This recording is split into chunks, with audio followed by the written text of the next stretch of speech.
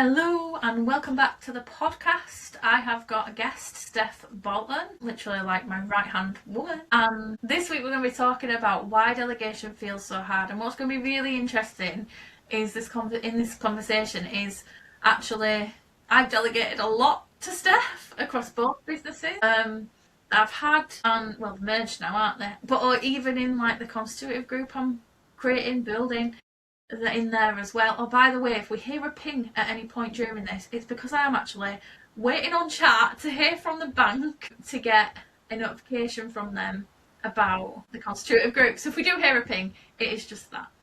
So, yeah, we're going to talk about delegation in all kinds of forms, why it's so hard. But before we get into that topic, Steph, do you want to introduce who you are and what you do? Of course. Thank you for having me, first of all. I always love having a chat with you because that's what it feels like. It doesn't feel like we're recording a podcast. It's just like we're two mates having a chat. Do you know what I mean? Challenge is shutting us up, though.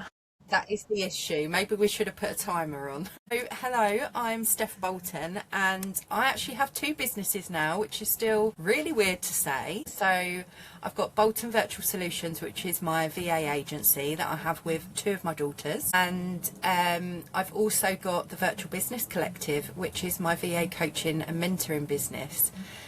Which is still very much a baby.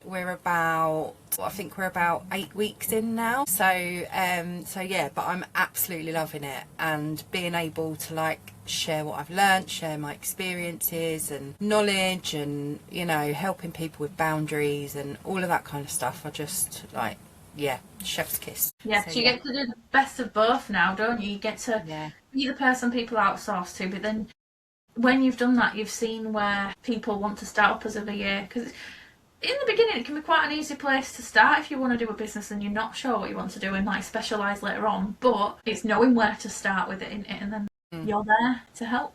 Yeah, and it's nice in a way that I'm still doing the VA work alongside it because I can come at it from an approach of I'm in the trenches with you kind of thing, rather than there being like any hierarchy or anything like that, because I absolutely detest hierarchy. It's just bollocks, I think. So I just love that I can say, oh, well, actually, last week I had this with a client and this is how we dealt with it kind of thing. So it's really nice that I can come at it from that angle and they can still feel supported, but they know that the knowledge and everything that I'm bringing them is recent as well. It's not like from my VA years 10 years ago where everything's changed since. Yeah, because then you're in it at the same time as them, so to speak. So it makes it a lot more relatable in real time. Because I think sometimes that can be a challenge when you are wanting to work on something and you go to that person that says they can help you, but then if they're actually not in it with you, they're not as close to it, or they can forget about it. And I think when there is no hierarchy as well, even if you're not in the same place anymore, that makes a difference because you still remember, like that saying, don't forget where you came from. I sometimes hate that because I think a lot of the time people don't forget where they come from, but then it still happen as well. So I think that's really important. But let's talk delegation. So delegation's massively something I have struggled with, and I'm not shy about that either. Like, I think it's really important rite of passage for your business. Like, it's just something you go through. You will outsource to people, blame them for it not working when it's actually not their fault, which is exactly what I did. But looking back, I realise why I went wrong. And let's face it, some people can be crap and, you know, walk away with your money, which is what's happened to me before, and not do anything. But again, it's about how you take responsibility and handle even that as well. So I think it's going to be definitely an interesting topic. And I think we have done something before where we spoke about like how you actually start to outsource and that it doesn't have to cost you a lot and where to begin and stuff. But we want to come so far away from that now. We want to speak to the people who actually are paying people but are struggling with that delegation. Like, I'm the kind of person that will pay the money and forget to give any tasks. Like, I am, like, I've had Carly, like, you know, I can do this, I can do that, nudging me to like give tasks away. For reference, Carly is someone who I've worked with for quite a long time, but also Steph works with as well, and we've you two have just kind of done everything that I needed, haven't you? Well, not everything, sometimes I forget to know. What you've delegated, we've done. What I have done. It is a really interesting topic because we can pull off like our relationship working together and why I want to keep you as well. Like, everybody needs a Steph, but I kind of don't want anybody to take Steph because I do want to. And it is rare to, mind up. it's rare to find someone like that. And I found that in you and Carly, to be fair. And I remember saying to you a couple of weeks ago, like, some of the, I'm just going to swear, bullshit that you see in the online space, or experiences you have with the people you invest in. And I was talking about, like, with you I can just be real, and I love that. But then Carly as well, like, we're not here to promote Carly, but she's not got any of that bullshit on her. And I just, when you find those people, they are diamonds. They really are. We'll have to tell Carly to come listen to this just to get a big head. Yeah, just to give her ego a little Yeah. stroke. Yeah, because honestly, there is so much BS, and my eyes are opening more to it all the time. So let's give some real advice on delegation, what that can look like, why it feels so hard. So I want to hand over to you to talk about it first, and I'll jump in with my 2 pence and probably that's fine. So yeah, go on, you riff for us. You go off on one. So the first thing that I think needs to be made really clear is that a lot of female founders, business owners, whatever you want to call yourself, they don't struggle with delegation because they're like control freaks. Okay, some of them are, don't get me wrong, but they struggle because their businesses become so dependent on them. So they get in this mindset of, well, I know what I'm doing with that, so I have to do it. I not do it the same way as me, so I'll let them do it, but then I'll check it afterwards. So delegation is really a skill that you have to learn. It's not like a personality trait. It's not something you're born that you're able to do. It's literally something you have to learn. So I think it's, as a business owner in any industry, delegation is probably one of the early things that you need to learn how to do. Once you've got your foundations of your business going and it's ticking over nicely, I think delegation needs to step in then, because there's no point learning it right in the first couple of weeks when you start a business, because you're probably not in a position to delegate at that point. But the time will come, and hopefully it will come quite soon, where you need to be able to outsource things. You need to be able to get support from people in like whatever you need help with. So I think it's very important to remember that delegation is something that needs to be understood how to do, and then learn how to do it. And it can be really difficult. Like, it can, yeah, because it's new. I mean, I work with, sorry? Anything new and uncomfortable always is difficult. Yeah, and I mean, I work with 2 of my daughters, so you'd probably think that delegating to them would be really easy because I know them, I know how to explain things to them, like, as their mum. But because I'd been doing things on my own for 3 years, and then all of a sudden I was handing content over to Sam, and then I was handing editing over to Amy, and I was like, what if they don't do it right? Like, what if they don't do it the way I like it? What if they miss a step? Like, you know, all of those things were popping up into my head, and I was a bit of a control freak in the beginning. And I know I was getting on the nerves. I'm the mum, it's my prerogative, you know. I know, but even as, like, I feel like I've done that when I've had, like, before you and Carly, I've lost count of how many VAs I've taken on, and I felt picky because something, and I'm like, that's not quite right. And I feel now like was it you that did my workbooks recently? Yeah. No, that was one of the team. Was it? Yeah. Because, like, do you know when you open something and you see it and it's just so, I saw it and I was like, you were happy. I was so happy. There were a few things I changed, and that was because I'd since changed the document I'd sent for them to create it. But when you open it and you just get that, like getting to that point with a team that works for you is amazing. And I genuinely never thought it was going to happen. And looking back, I felt so picky, and I felt like I was on at them, like, you haven't done this right. And I was thinking, why is it taking them so long? And I felt like I could do it quicker. But now I see why. And I think a lot of people don't outsource because they've had that experience. But actually, when you're speaking, what comes with delegation is a level of leadership that you're not ready for. Yeah, definitely. I mean, leadership is something else that needs to be learned. Like, you can have like a certain level of leadership, can't you? Like, you know, in like high school, for example, there'd always be someone who started the ball rolling with tasks that you had to do as a group or whatever. There'd always be the leaders in that respect. So some people are natural born leaders, as the saying goes, but I think when you're leading a team for your business, that is your livelihood, it's your baby, you know, something that really means the world to you, it's a bit of a different type of leadership. But yeah, I think there's so many things that being a business owner has taught me. And like, for example, mindset wasn't even a thing before I started business. Yeah, you're not aware of it, are you? Yeah. Like, I'd obviously heard the word and I kind of knew what it meant, but I didn't realise how important it was going to be in my journey as a business owner. So I think there's so many things that we need to learn to develop ourselves on personally in order for our businesses to be successful. It's not just about getting the clients 100%. And having good marketing and bringing in the money. There's all the other bits that go with it.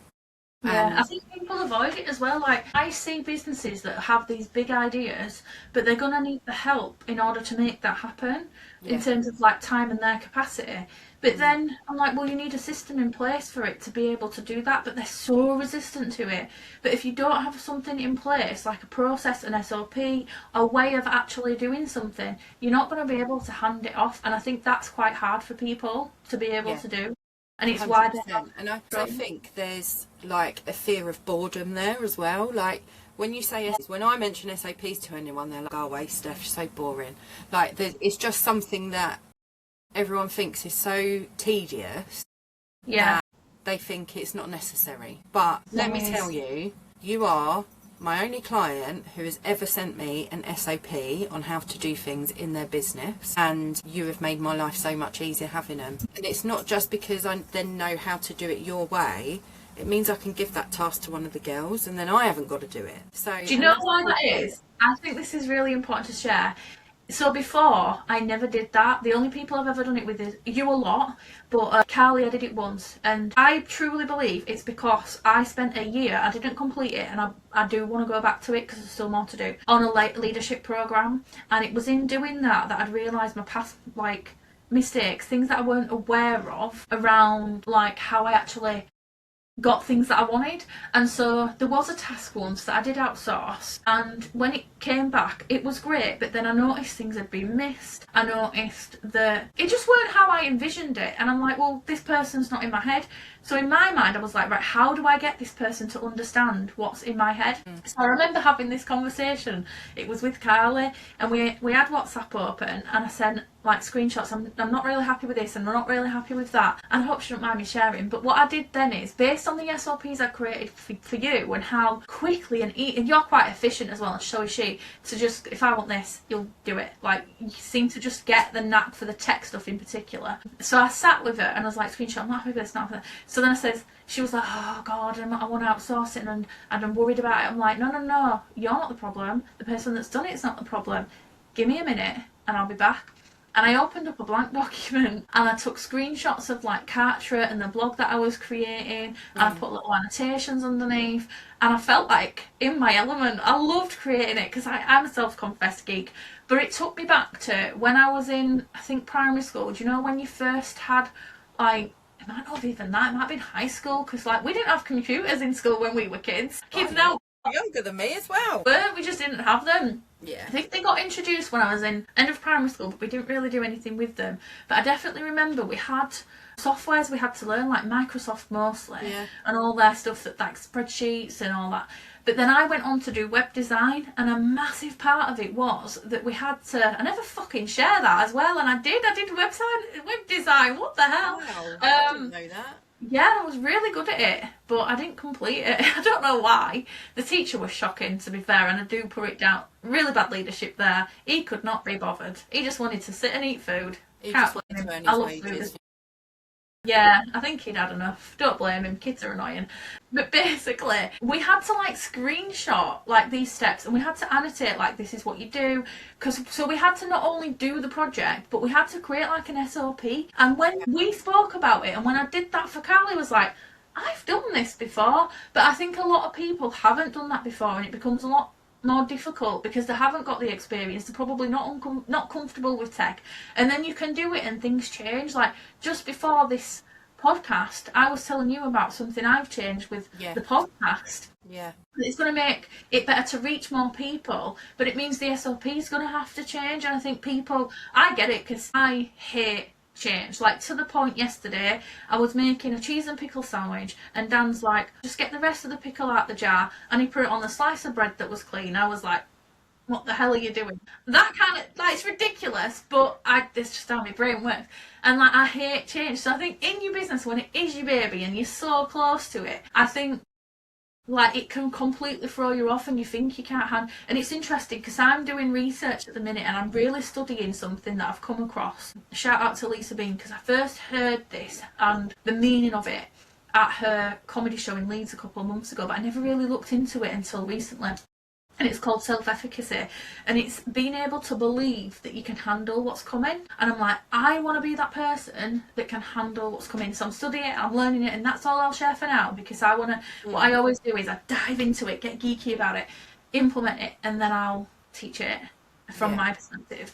But I'm using this at the minute with these kind of things, and I'm hoping that it will help me delegate more and easier and improve how things happen like in business. And I think we all should master it. But I think that it's really interesting seeing how it plays out when those changes happen and you kind of don't know how to handle it. And that's what we actually need to improve on, because you're not going to know in the beginning how to handle if the team member's unhappy, the client's unhappy, or something goes wrong, because things go wrong. It's just part of business. But yeah, I think it's really interesting because nobody has that skill set and that knowledge, but we can learn it.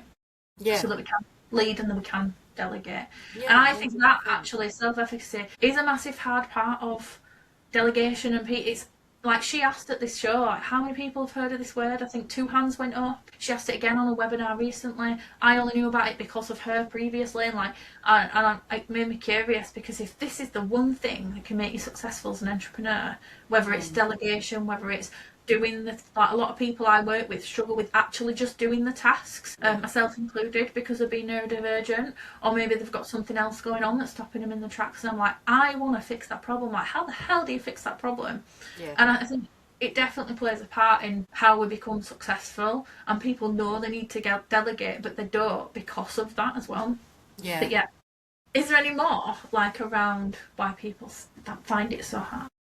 I think so when I was saying about being worried that people won't do it the same, and when I was saying about the business being dependent on the founder, I think people kind of turn that into some sort of identity, like it's an identity that's tied to being needed. Do you know what I mean? So they see themselves as the answer to everything, the one that questions get asked to, that everyone has to send everything to them for sign off and approval, and it's a bit of I suppose it's a bit of an ego trip, isn't it? Like, way, and whether it's consciously or not, that it doesn't need to be there, like that identity doesn't need to be there, because at the end of the day it's your business, so you're always going to be needed whether you're delegating or not. And I think it really can be like a big stumbling block. And I remember when I first started as a VA, like 5 years ago, over 5 years ago now, I remember seeing online people talking about SOPs. Yes, I'm saying it again. People talk about SOPs and saying if you're doing it more than twice, then it should have an SOP, just as like a general rule. If you're doing it twice a year, perhaps you don't need to. Like, use your initiative. And I thought to myself, I'm not at the stage where I need to worry about that yet, so I don't need to do that.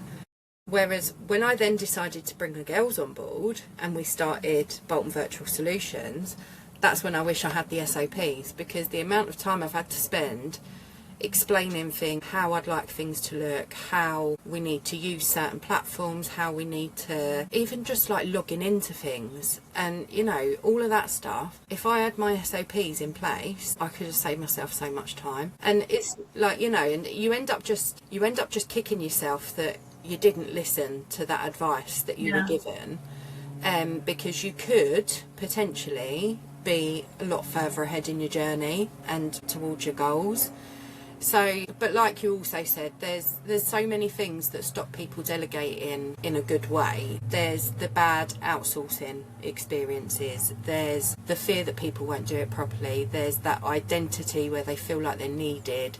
And also another thing that can make it hard to delegate is the lack of systems and processes, like you mentioned before. We've got a task management software, like we are Basecamp girlies over here. We don't do Notion and all of that rubbish because they're just rubbish. But yeah, Basecamp is the one, we think. So and if you haven't got something simple like that where you can delegate, and you can also see how they're getting on as well once you've delegated it. Like you can see when someone's like made a bit of progress on something, or if they've asked a question, and it just means that you can leave the person alone, let them get on with it, and then when something's ready for you to look at, approve, whatever it needs to be, then you can come back to it at that time. You don't need to keep chasing people or breathing down their neck or micromanaging. There's two things that have come to mind while you've been speaking. First one's going to make you laugh. No, there's not much you can say that doesn't make Steph laugh. She laughs all the time. It's because you're speaking at Innovation Celebration. Yep, I've been waiting to get that in. Sorry. I've got the school ringing me. Oh. 2 seconds. You answer, mute yourself, and I'll keep talking.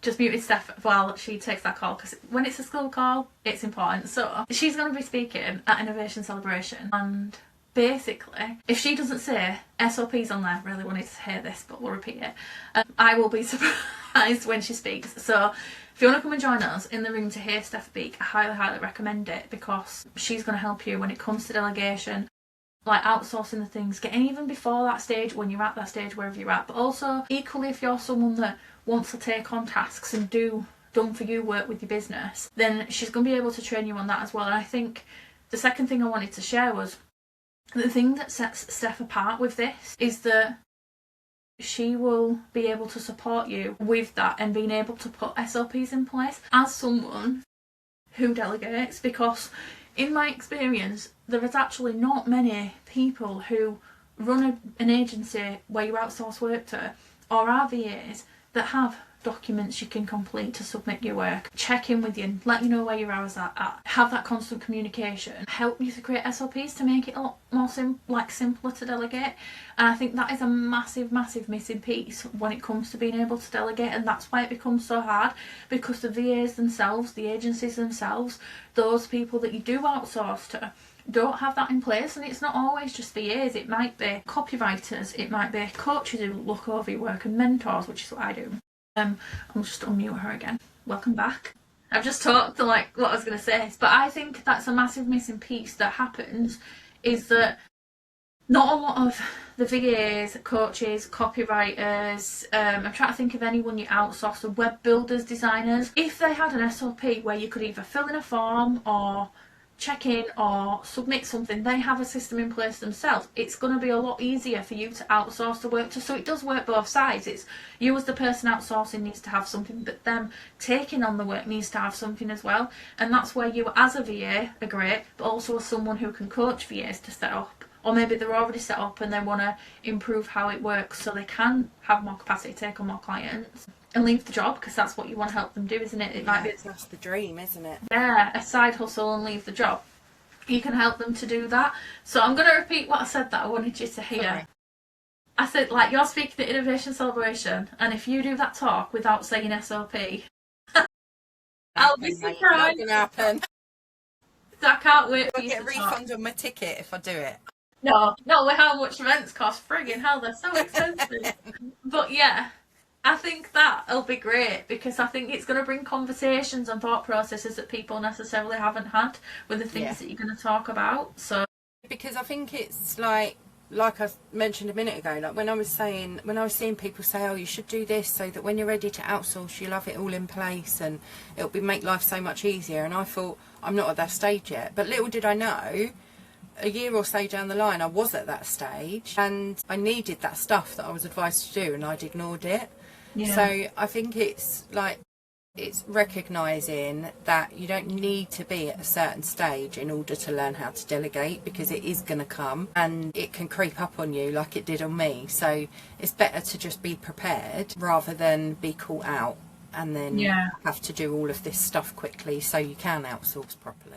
also think it gets you to learn your business better, because like one of the things I see all the time, and it almost really like irritates me, is the fact that the amount of clients I've worked with, I've said to them like, get an all-in-one system, like it might not be right for you, fair enough, but they look at the cost and the time of it. So they look at how much it's going to cost to set up and use. I'm like, yeah, but it can make you so much more money like back, because you're able to do everything in one place. It's going to save you time because you're able to do everything in one place. But beyond that, like if you, I truly believe you need to get to know how your systems work in your business and not just go outsource it. And this is massively difficult for anyone who's dyslexic, struggles with tech, struggles with numbers, any of those challenges, which I see every single day in my business because of the people I work with. But and obviously because of those things, it might mean it takes longer to get to know a system like Kartra or any CRM system or spreadsheets like Microsoft, Google, whatever you're using. It might take longer, and I completely get that, because if I try something new now, I seem to struggle, which is weird, because when I started my business, I think maybe because I had the time to do it, I was on maternity leave, so I went and learnt the stuff, whereas now things are a bit different, because like you're relying on making the money and you want to keep things moving, you're more serious about it. But I think just step back from being serious for a moment. Like the only way you can get serious is if you learn it, because you need to know how everything works rather than just outsource it, because it protects yourself as a business owner. And what I mean by this is like the amount of times I've had people come to me and I'm like, right, okay, doing this will convert better. And their answer is, well, I can't do that because I paid someone to do my website and I have no control of it. And it makes me want to scream, because you should have control of your CRM system. You should have control of your website, because it is yours. It is your business asset, even if you're outsourcing. And also, if anything ever happened to the person that has control of that, you need to be able to take access of it. You need to be able to step in if needed.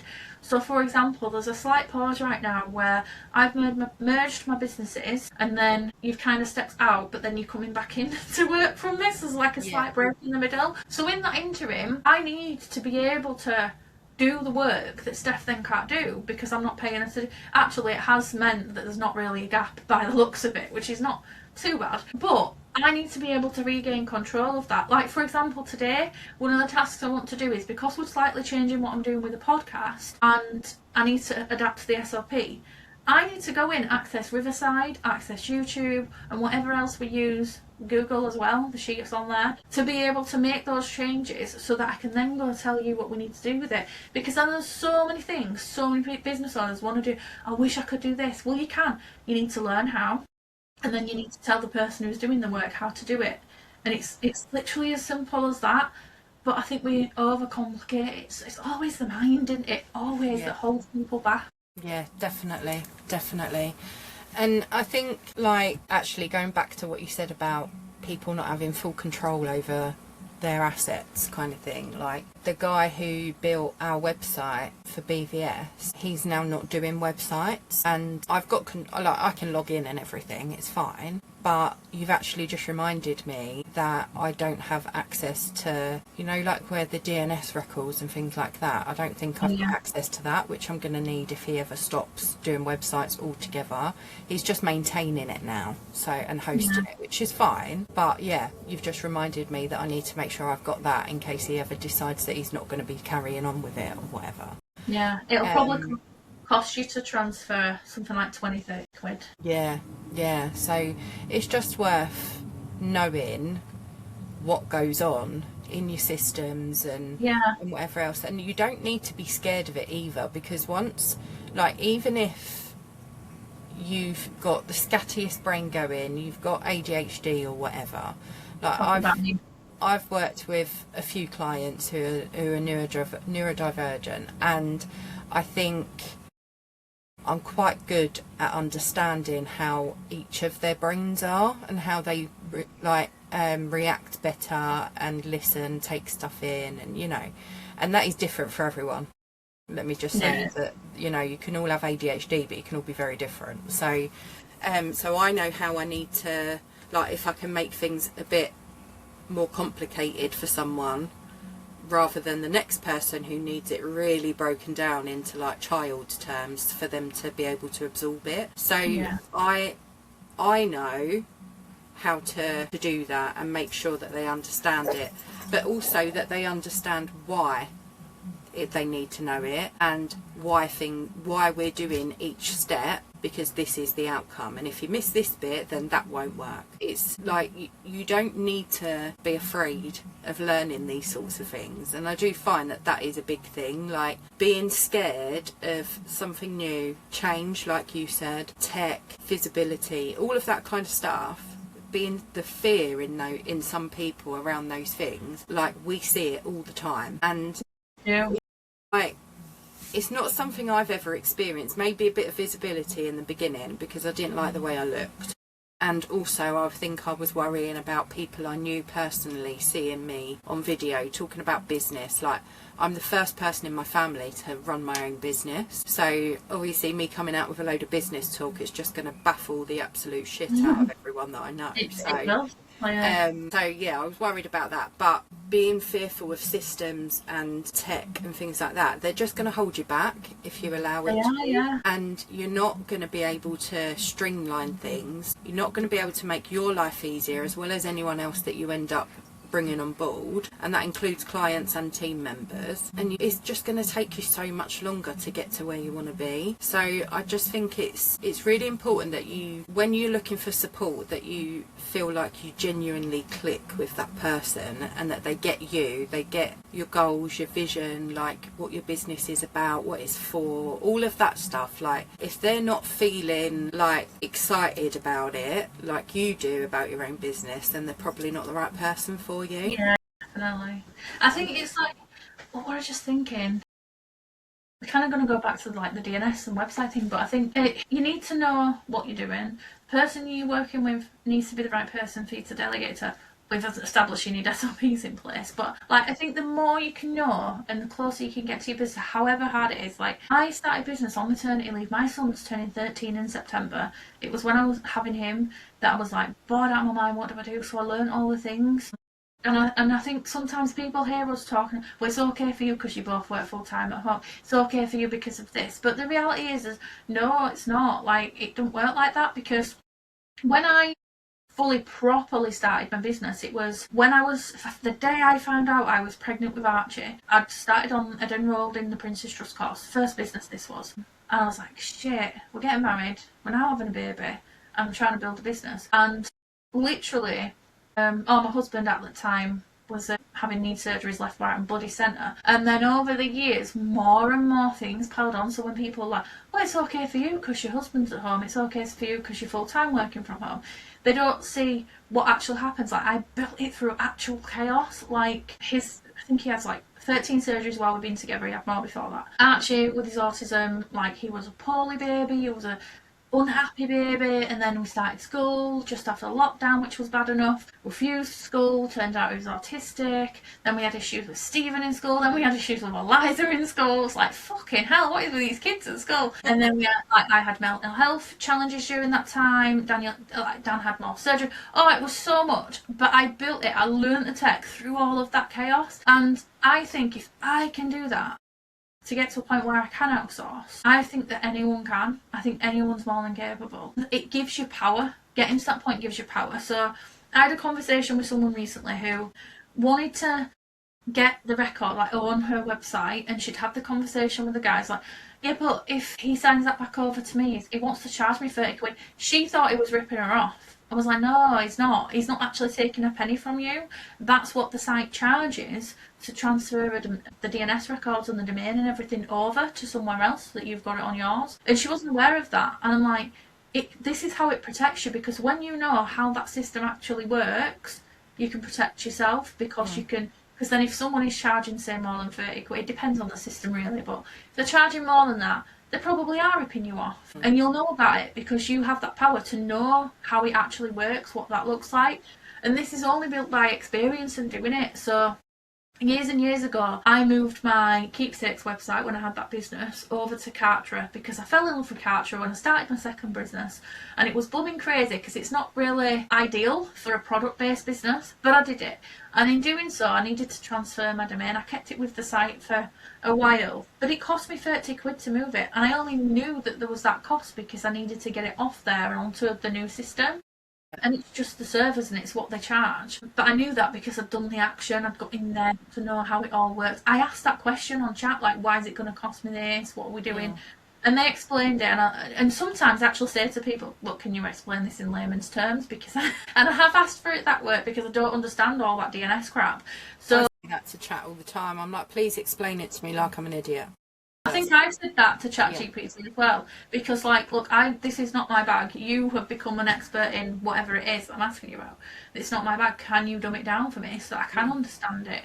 And then eventually we'll get the terminal. Sometimes things are big words and way overcomplicated, but knowing it, like the basics of it anyway, it gives you the power. Like the amount, I'm so judgy now with people's websites and just all sorts, like what they're doing with the strategy because of the amount of stuff that I've learned. So I say to my clients when they ask for an audit, like, are you sure? Like, are you prepared? Do you want me to be brutal? Do you want me to do? And I do it to what they're ready for. But it's great because they get what they need in order to be able to like generate leads, improve conversions or whatever. But then it's also negative in the fact it probably gives them more work to do. And that's when we actually lead to the conversations. Like the first response they get is to delegate, and I'm like, learn it first, then delegate it. But when you delegate it, you're going to need an SLP. And their minds are kind of blown and they're like, oh my God, I can't do this. But you can. Yeah, you just got to break it down into baby steps and like manageable chunks and just look at one at a time. Like there's no good looking at the big massive thing. Just break it down into each step, like reverse engineer it, start at the first step, then work your way up, and before you know it, you've done it. Like it really doesn't need to be as complicated as a lot of people think it does. And if some people I think have also learnt from the wrong people. Yeah. Like as in they've been taught in a bad way, like a roundabout way or a long-winded way or whatever you want to call it. But I think when people have been taught like that, they then start thinking that everything tech is that complicated or long or whatever, and if you are looking for support with things like that, then just shop around and see, like have the free discovery calls with people. First of all, make sure you click with them. If you don't click, then it's not going to work, full stop, whether they know what they're doing or not. But then also find out what their process is, how they do it, whatever it is you need to be done. And then not necessarily always go with the quickest person, because that could mean that they're cutting corners. You'll get your gut instinct shouting at you, I think, when you know it's the right one, or whether you need to walk away. And I always follow my, I'm quite a sentimental person, so like if emotions or feelings and stuff they can like cloud your judgment a bit sometimes, can't they? But ultimately, especially in the last, 6 months or so, I've really learnt to listen to my gut. So if something feels off, I'm like, no, and I'll just walk away. It doesn't worry me that I'm doing the wrong thing anymore, where it did in the beginning. But I think your gut instinct is like, it's really clever. I don't think we give it enough. Yeah, so true. Yeah.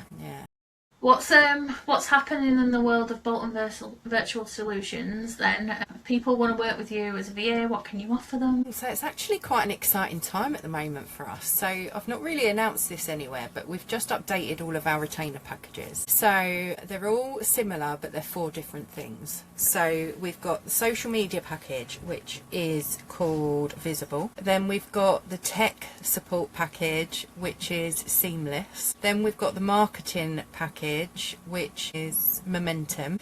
And then we've got the admin package, which is Headspace. And they've basically all got like set deliverables, but they've also got some ad hoc hours included. Every client we've have had something pop up during the month that their package doesn't cover, and they're like, could you just do this for me? And a lot of the times, if we've got availability, we'll just say yeah, as long as we can do it and it's not taking a piss. If you ask me to build a website because that's popped up, like, no.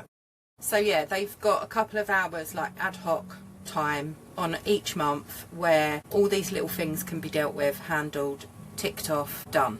So they're I'm really excited about them because they feel so much better than our old packages. Like, I'm really looking forward to be able to deliver them I put one post out last week about the social media one, already got an inquiry like from one post, and like I said, I'm not announcing it or anything, so it's quite so yeah, I'm quite looking forward to that. But you can find us on Instagram at Bolton_virtual_solutions, and you'll see me, if you follow Danny on there, then you'll see me popping up everywhere, because it's like we live in each other's pockets in business, isn't it? Can be, yeah. And what about the other business, if they want a bit of Virtual Business Collective, the coaching and mentoring business. So I've got a few different packages. There's the blueprint, which is like a self-led little training.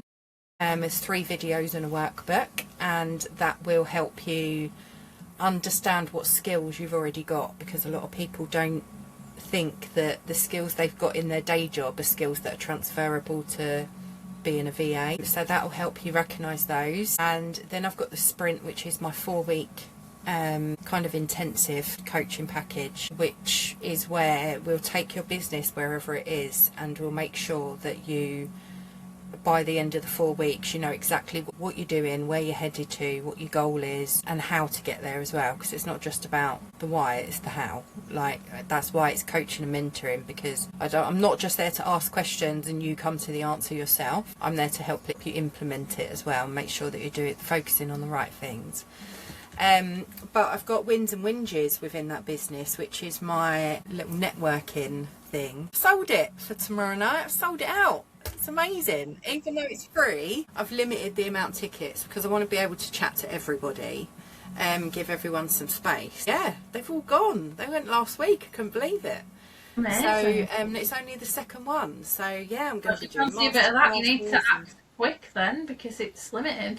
Yes, exactly. So the next one is like early July, and because I want to catch people before they go off for some holidays and things. But in that one, I'm going to be doing a little Instagram masterclass. So I'm looking forward to that. Yeah, because I love Instagram. You know how much I love Instagram. It's definitely my favourite. Yeah. Well, this has been a long episode. I did say we talk a lot, didn't I? Yeah, you did. We did warn you. We did warn you. Yeah, it has been a good one though, and I'm just going to add a little snippet in here because this episode, well, I am going to play around this week, so it might not be the first episode, but if you've noticed a change within the podcast and you're thinking, what the hell is Danny doing now? Because I know I change things all the time. I've decided to change the name to Build Like a Boss, fitting in with the theme of everything I'm working on, the projects I'm building at the moment. And I'm so excited about it because everyone that comes on as a guest is their own boss. And it's all going to be topics to help you with your business.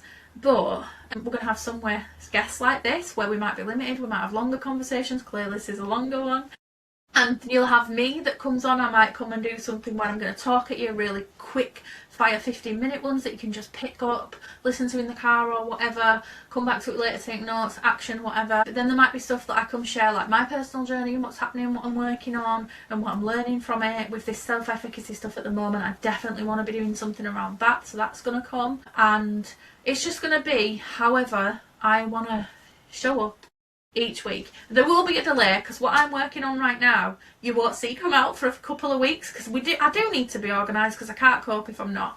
So that's going to happen, which is really exciting. I'm really excited about it, and we do have to do stuff we're excited about. And actually being organised also helps with delegation because I want to get ahead so that we can get ahead with the podcast, we get ahead with hopefully marketing content and all of that. So yeah, definitely helps. But Build Like a Boss, new format of the podcast, I'm really excited about. I think I'm going to do an interim episode to explain the transition, which is exciting. But final thought that I want to share is if you're not in the room, if you're not booked to be in the room at Innovation Celebration and you want to come and speak to us in person, face to face, or listen to what Steph has to say at the event around what she does. Have you chosen your topic? I think we did talk about this, but I forgot. It's fallen out of my head. Yeah, it's not too far from what we've spoken about today. It's all about CEO level work and being the CEO.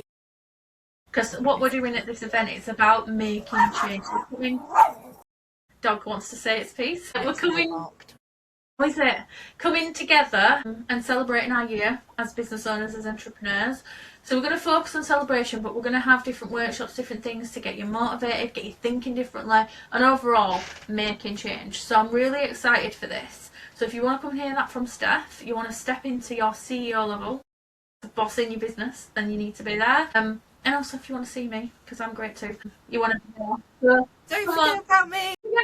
Yeah, you've got to come for me. Get in the room, get your ticket, and yeah, come and join us. It's going to be fabulous. I'm going to be talking about it non-stop. Sorry, not sorry. It's going to be everywhere from June. This episode probably later on in the month, but yeah, it's going to be everywhere, so I can't wait for that.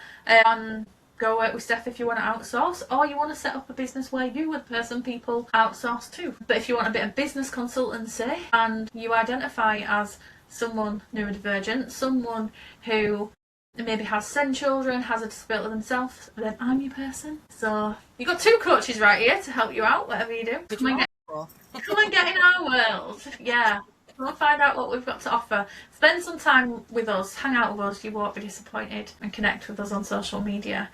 So yeah, thanks Steph for joining us. Didn't think we'd be talking this long, should have guessed, but it flowed great. It's been great, and this is what I want, these open conversations and talking about experience but educating at the same time as well is fab. So yeah, thank you.